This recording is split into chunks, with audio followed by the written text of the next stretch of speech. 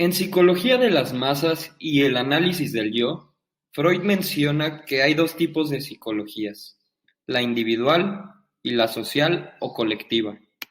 En la psicología individual hace mención al hombre aislado y se encarga de investigar los cambios por los cuales intenta alcanzar sus instintos, y que muy pocas veces le es dado renunciar a las relaciones del individuo con sus semejantes. Por otra parte, menciona que en la psicología social o colectiva, el individuo es considerado como un miembro social, es decir, que éste es parte de algún grupo religioso, institución o de multitudes humanas. Esto genera la influencia simultánea, que refiere a que el individuo es influenciado sobre un gran número de personas, con las cuales crea ciertos apegos, generando una gran masa o colectividad. Le Bon y su descripción del alba de las masas. En este título, Freud cita a Le Bon para demostrar el carácter hipnótico del estado del individuo dentro de la masa. La psicología teórica de las masas busca responder las preguntas: ¿qué es una masa? ¿Qué le da la capacidad de influir sobre la vida anímica del individuo? ¿Y en qué consiste la alteración anímica que impone al individuo? Dice Le Bon que los individuos, al estar en una masa, sin importar por más diferentes que sean, adquieren una alma colectiva, por la que sienten, piensan y actúan de una manera distinta como lo harían como individuos aislados. En la masa, los individuos se homogenizan. Le Bon encuentra que el individuo adquiere nuevas propiedades efecto de las siguientes causas. Primera, el individuo adquiere un sentimiento de poder invencible, por lo que cede a sus instintos y actúa sin frenos, contrario a como lo hacía cuando era un individuo aislado. Al ser la masa anónima, en el individuo desaparece el sentimiento de responsabilidad. Segunda, se da un contagio de todo sentimiento y acto. El individuo abandona su interés personal frente al colectivo, actuando contra su naturaleza.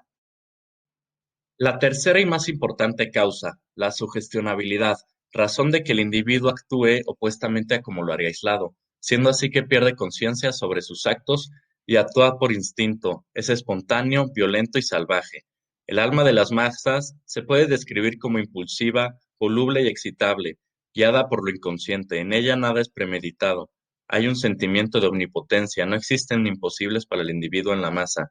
Es extraordinariamente influible y crédula, y carece de crítica.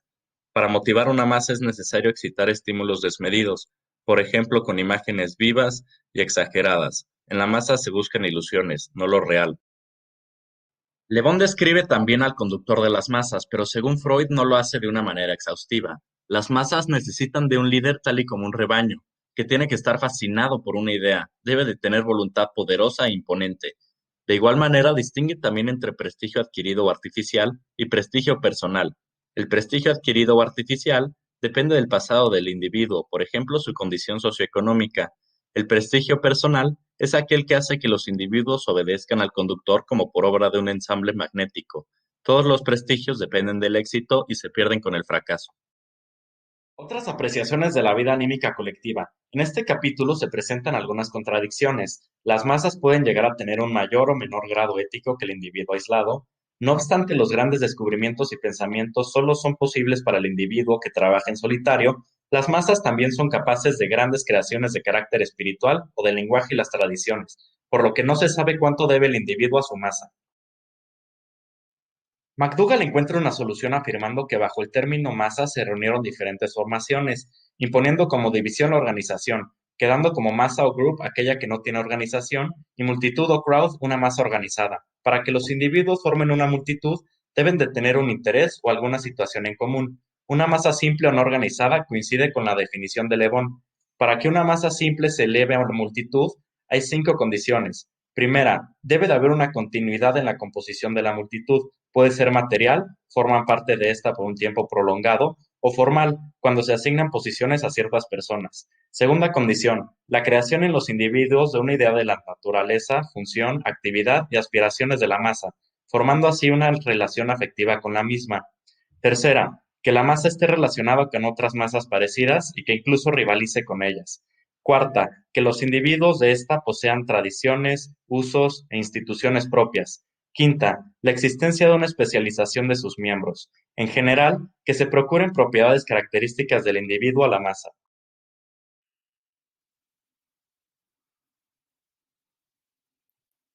Cuando pertenecemos a una sociedad, ¿qué es lo que nos mueve? ¿Qué es lo que buscamos?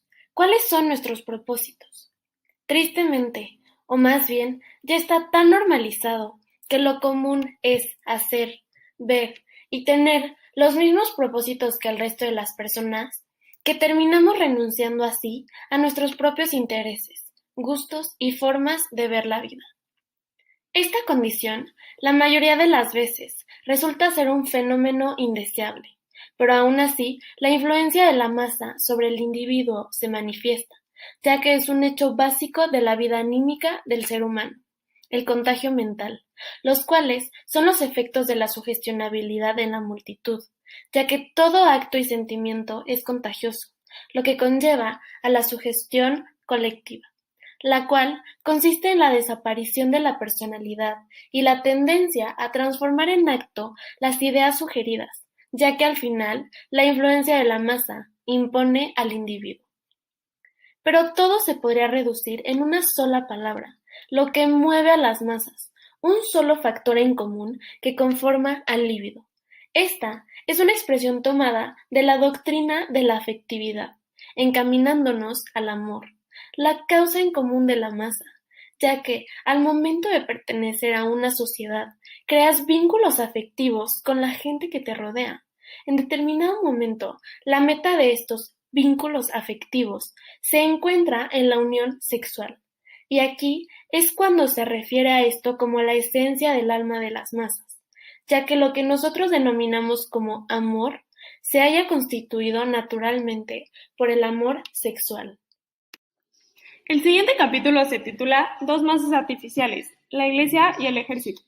Al formar parte de una masa social, el individuo pierde algunas de sus particularidades externas, con el fin de abolir la heterogeneidad. La esencia de la multitud en masa depende de los lazos libidinosos existentes en ella. Existen multitudes diversas, efímeras o duraderas. Un ejemplo de estas son las homogéneas, las cuales están compuestas por individuos semejantes, y también están las no homogéneas. Estas son las naturales, artificiales o que necesitan de una coerción exterior que lo controle. La Iglesia y el ejército son masas artificiales en las que actúa una coerción exterior que funciona como ser superior. Una de las similitudes que tienen ambas organizaciones es que una ilusión reina su jerarquía, ya sea visible o invisible.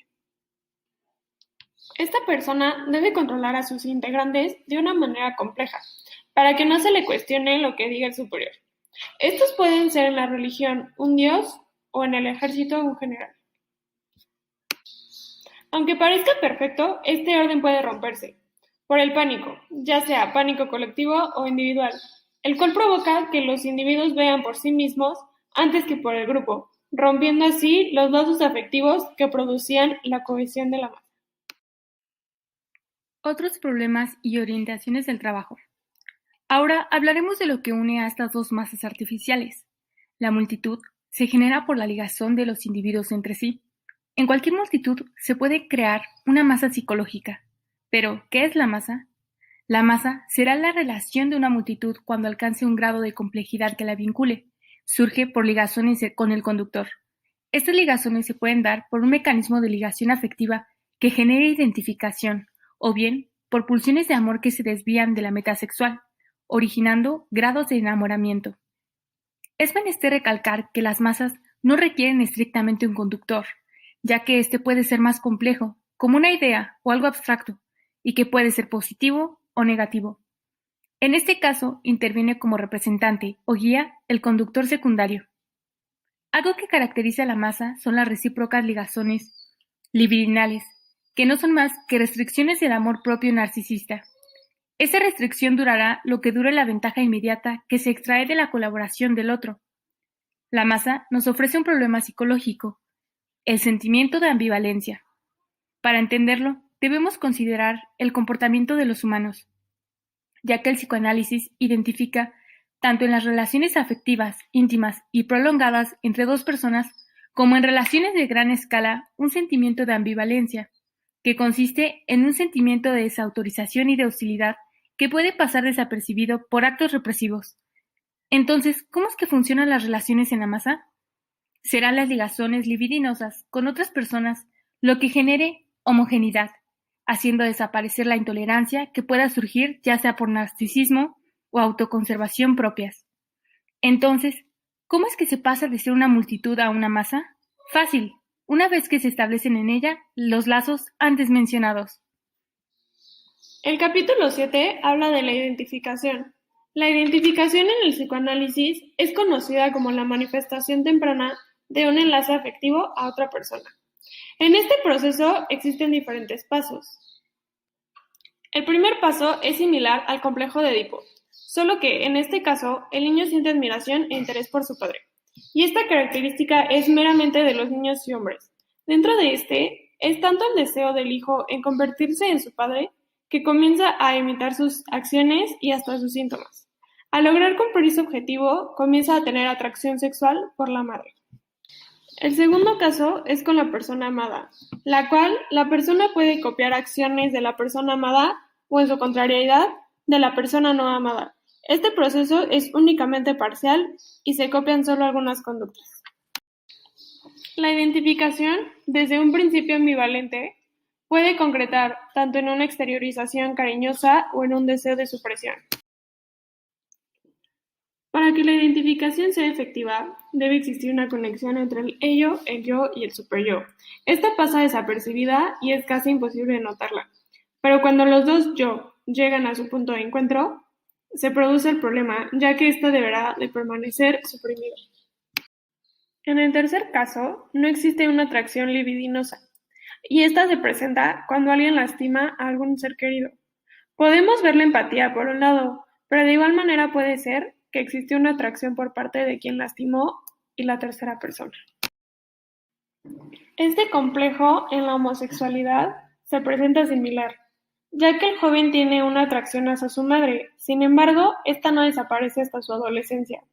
Y es tanto el parecido del joven con su madre que se transforma en ella y comienza a buscar objetos susceptibles que logran reemplazar su propio yo. En cuanto a las relaciones afectivas, Freud explica lo siguiente.